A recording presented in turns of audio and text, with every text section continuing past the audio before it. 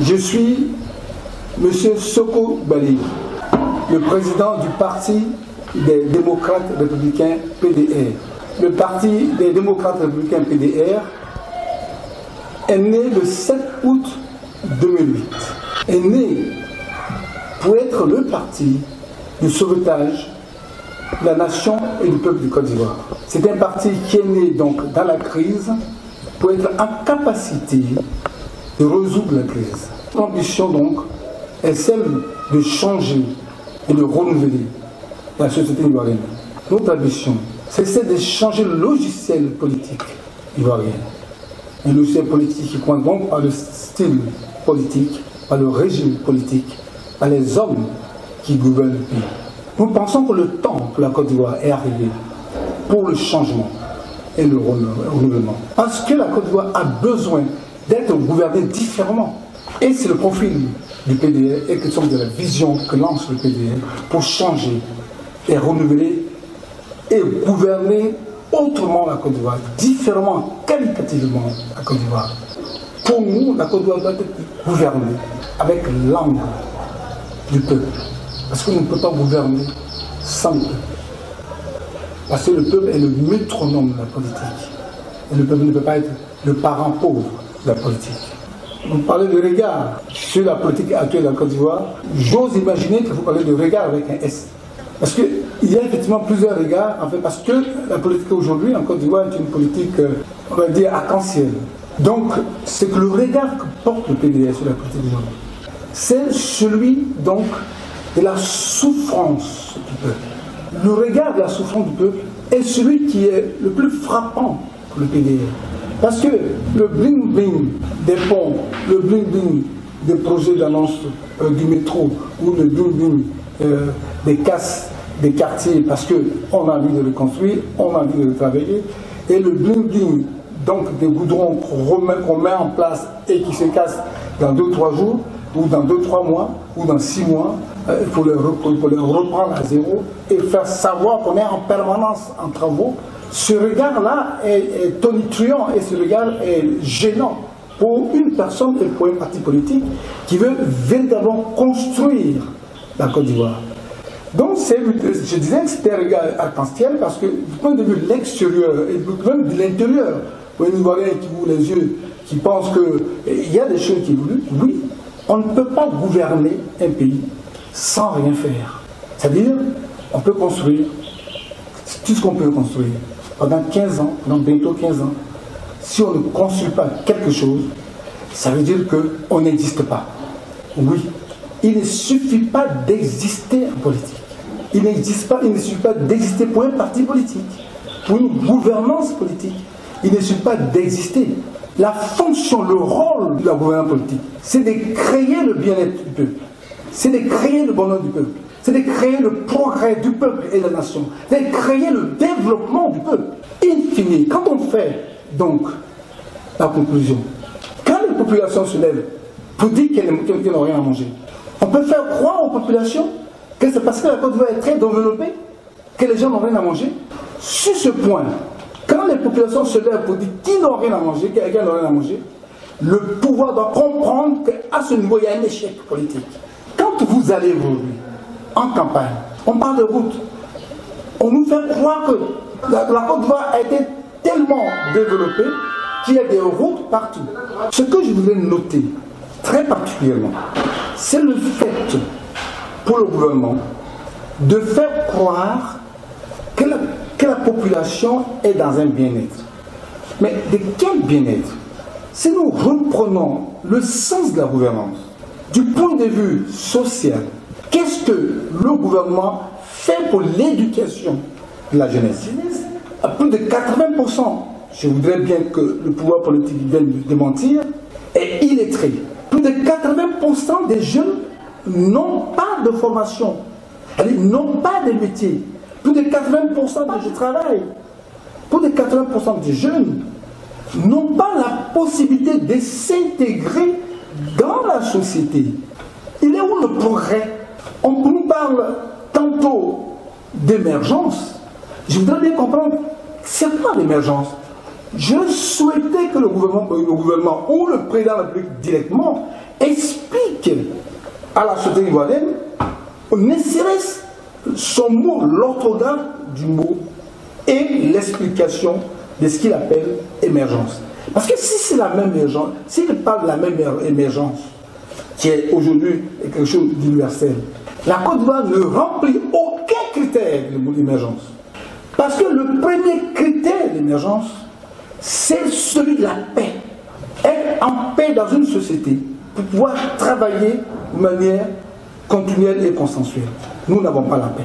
Nous n'avons pas ce premier critère. Le second critère, c'est effectivement l'aisance des populations dans certains domaines, par exemple, dans celui de leur propre alimentation. Nous ne sommes pas capables de nourrir nos populations en Côte d'Ivoire. On ne peut pas dire que la Côte d'Ivoire est en émergence, parce que ce soit le progrès ou que ce soit l'émergence, c'est de façon casuistique. C'est-à-dire quoi? C'est cas par cas. C'est-à-dire, vous prenez par exemple un pays d'Europe, il va être développé dans tel domaine. On va dire globalement dans tel domaine. Parce que c'est pas parce que c'est un pays européen qu'il est développé dans tous les domaines. Les pays européens se développent en permanence et rectifient le tir là où ce n'est pas suffisamment développé. Qu'est-ce que nous faisons chez nous? Nous ne faisons rien en matière de développement. Nous travaillons sur des services. Nous voulons acquérir des services. Je reviens encore sur les points forts, par exemple, du gouvernement dans la salle, qui fait des annonces de métro, mais le métro n'est qu'un service, le métro n'est pas un développement. Même le pont, parce que le métro, tu le mets en place avec qui? Parce que moi, quand je fais le tour de ce chantier, c'est pas, je ne vais pas sur les chantiers, je vais dans les environnements des chantiers. Quelles sont les personnes avec qui ils travaillent dans ce chantier? Logiquement, dans un développement réel, quand on veut créer, par exemple, en place un pont, ce sont les populations environnantes, donc de l'environnement de ce pont, qui sont en premier embauchés, formés, pour être capables de tracer la route. Mais quels sont les salariés qui travaillent dans les chantiers de la salle? Lui, il disait dès le départ qu'effectivement, si l'agent travaille, le panier de la ménagère est vide. Du débat, on va le faire jusqu'à la fin du monde, mais c'est faux, c'est tellement faux. Ce qui est vrai, c'est que quand l'agent travaille, logiquement, le panier de la ménagère se remplit. Donc, on est dans une gouvernance contradictoire qui annonce, qui fait des effets d'annonce qui sont contraires à ce qui se passe en réalité sur le terrain. Il y a des choses sur lesquelles, comme nous faisons le rétrospective, il y a des choses sur lesquelles nous devons pouvoir travailler concrètement. Parce que ces choses-là sont beaucoup plus mensongères. Quand on parle de croissance, c'est quoi la croissance? Alassane dit qu'il a une croissance de 8%, 10%. Mais est-ce qu'il explique, est-ce qu'il définit ce qu'est qu'une croissance économique? Est-ce qu'il fait la définition de la croissance? Est-ce qu'il montre aux populations quels sont les éléments qui rentrent dans le calcul de la croissance? Et c'est quoi la croissance? Et comment elle se calcule? C'est la croissance aujourd'hui de la Côte d'Ivoire, s'il y a croissance, parce qu'il n'y en a pas eu. La croissance qui existe, c'est une croissance de crédit. La croissance de crédit n'est pas une croissance, d'attractivité économique. Donc la croissance des crédits, parce qu'on peut aller prendre tous les crédits du monde, donc on a par exemple 500 millions, on a emprunté 500 millions et qu'on a 29 millions d'Ivoiriens, on fait le ratio pour dire qu'on a une croissance. Donc c'est pas ça la croissance. La croissance c'est le produit de la productivité interne. Quelles sont les industries en Côte d'Ivoire? Quelles sont les activités en Côte d'Ivoire qui travaillent et qui produisent effectivement, qui vous donnent le résultat? Quel est le résultat des activités ivoiriennes? Est-ce qu'on nous dit chaque année, ou même chaque mois, parce qu'ailleurs c'est le travail qui s'est fait, chaque mois, combien d'Ivoiriens sont embauchés sur le territoire ivoirien? Chaque mois, quelles sont d'entreprises, quels sont le nombre d'entreprises qui s'installent en Côte d'Ivoire chaque année et combien de personnes embauchent-elles? Parce qu'il ne suffit pas de dire on avance, il ne suffit pas de dire qu'on est dans une croissance, mais vous embauchez qui? Vous formez qui? Quels sont les instituts de formation que vous utilisez pour former les Ivoiriens région par région, quartier par quartier, et quelles sont les conséquences de ces embauches. Parce que les conséquences de ces embauches, c'est donc le manque de chemin, le manque de chômage.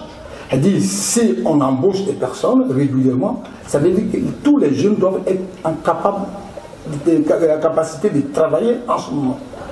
Est-ce que c'est cela qui se passe? C'est plutôt le contraire. Nous vivons dans un monde où plus de 80% de la jeunesse, on va dire en gros de la population ne travaille pas, et on nous parle de croissance qui est à un certain niveau. Parce que dans le calcul de la croissance, dans les conséquences de la croissance, il y a le chômage, il y a l'embauche. Elle dit quand la croissance est haute, ça veut dire que l'économie a les capacités d'embaucher les citoyens. Mais nous, notre croissance est haute. Et alors que le chômage est encore plus haut que la croissance. Il faut comprendre qu'il n'y a pas de croissance. Dans le calcul de la croissance, est-ce qu'on parle en Côte d'Ivoire des balances commerciales? On n'en parle pas. Mais dans le calcul de la croissance, la balance commerciale joue un rôle dans le calcul de la croissance. Mais qui est-ce qui parle de balance commerciale en Côte d'Ivoire? Il y a une balance commerciale qui est déficitaire plus d'1 million de fois. Alors, si cette balance commerciale est aussi déficitaire, comment parlons-nous aisément de croissance alors que les éléments qui doivent mettre en place la croissance ne sont pas réunis? Ça, c'est notre combat. Moi, je pense plutôt qu'il faut nous au PDR, comment sortir la Côte d'Ivoire, effectivement, du trou noir dans lequel il est plongé aujourd'hui. Sous l'ère Kandia Camara ou sous l'ère Mariam Touré, il n'y a pas de véritable évolution.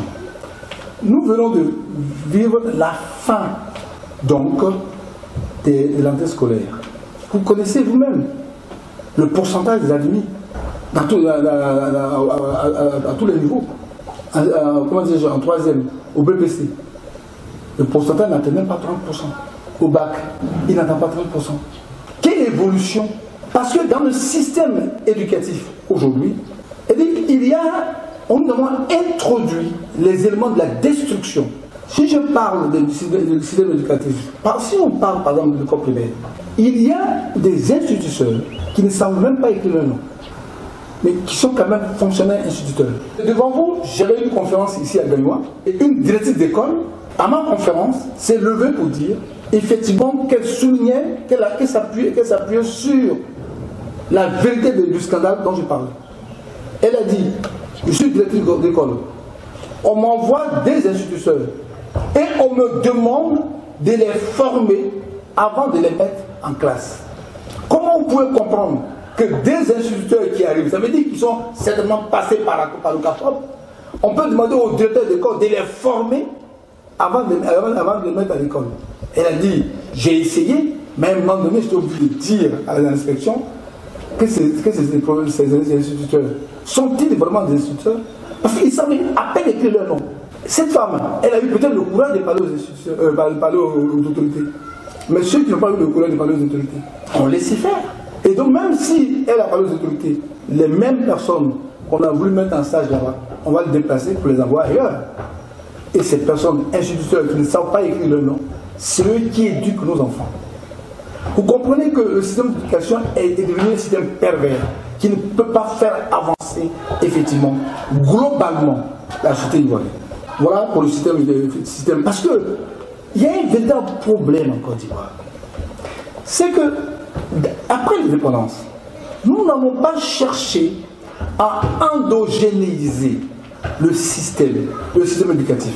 C'est-à-dire, après l'indépendance, nous n'avons pas travaillé à ce que ce système éducatif devienne un instrument de développement, mais par nous-mêmes, par nos idées et par nos projets, par nos programmes, pour que ce système éducatif, effectivement, s'empare de l'éducation des populations, pas réfléchir par nous-mêmes.